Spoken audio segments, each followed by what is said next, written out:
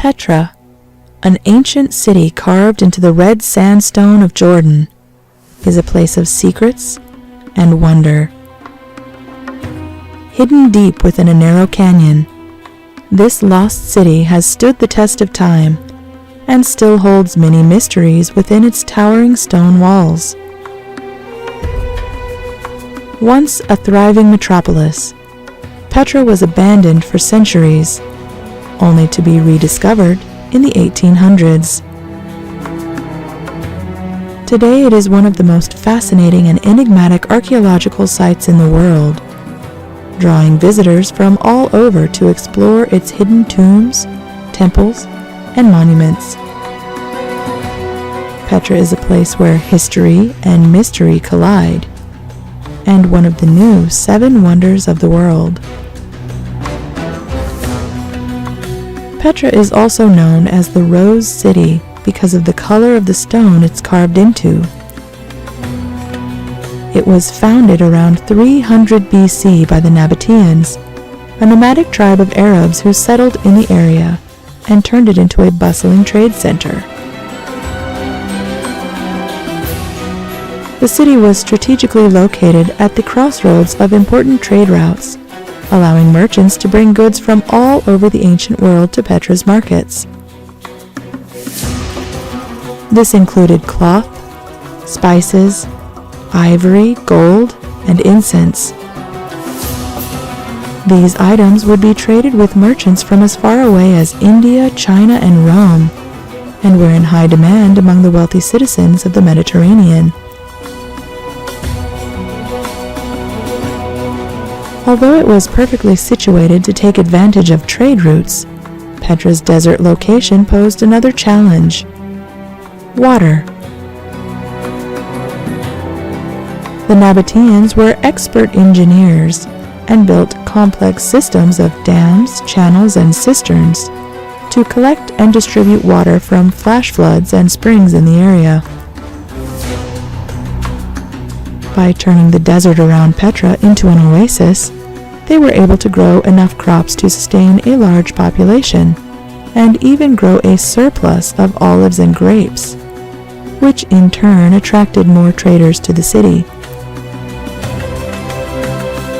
Due to its position as a crossroads, Petra became a hub of cultural exchange as well.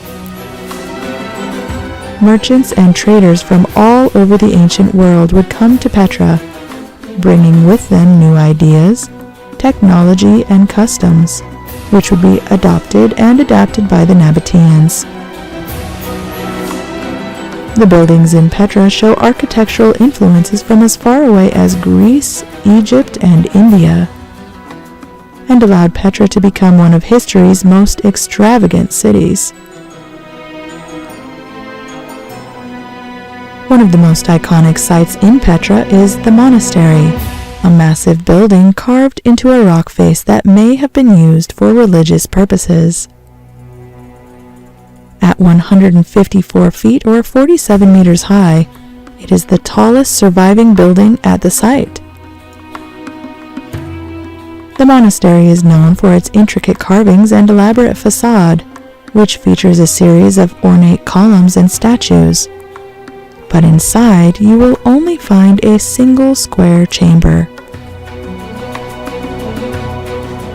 A site with more substance is the Treasury. The Treasury's facade is also carved out of solid rock and intricately decorated with columns and statues. For a building with such a large exterior, the inside of the Treasury is curiously small. Only one main room and 2 smaller chambers branch off to the sides, giving little clue as to its original purpose. It was once thought to be a royal tomb, but it may have been used for religious and ceremonial purposes. There was more to Petra than temples and tombs, and not everything was carved into the cliffs. There were houses, marketplaces, churches, and even a theater, many of them freestanding in a more familiar style. At its height, Petra may have been home to as many as 30,000 people. Like all civilizations, however, Petra couldn't last forever, and its downfall came in the form of the Roman Empire. In 63 BC, a Roman general led his army to Petra and successfully defeated the Nabateans. The Romans then took control of the city and made it a part of their vast empire. Despite the defeat, Petra's architectural and engineering marvels continued to be admired and studied by the Romans. It wasn't until a massive earthquake hit the city in 363 AD, destroying many of the freestanding buildings and crippling the water supply system, that Petra's decline began in earnest. The trade goods that had made Petra so wealthy no longer traveled through the desert via caravan, and were instead transported by sea. Without this money coming in, Petra continued to deteriorate, and was mostly abandoned by 700 AD, about 1,000 years after it was founded. For centuries, Petra lay empty.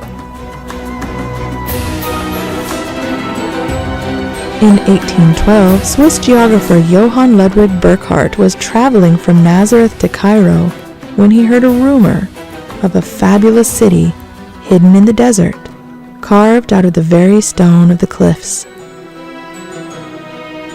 He disguised himself as a Muslim pilgrim and set off on his journey. After weeks of traveling through the harsh desert, he was able to hire a guide who took him through a narrow canyon that led him to the city. As he walked through the canyon, he was amazed at the towering rock structures that loomed above him. He saw the famous Treasury building, carved into the side of a mountain and adorned with intricate sculpture. He explored the city as much as he could without revealing his identity. He was the first European to lay eyes on Petra in hundreds of years, and his discovery sparked a renewed interest in the ancient city. Thanks to Burckhardt's discovery, Petra is now a World Heritage Site, attracting hundreds of thousands of visitors each year. With its unique architecture, its advanced water systems, and its rich history, Petra is truly a wonder to behold. As excavations at the site continue, there is no telling how much more of its history will be discovered in the future.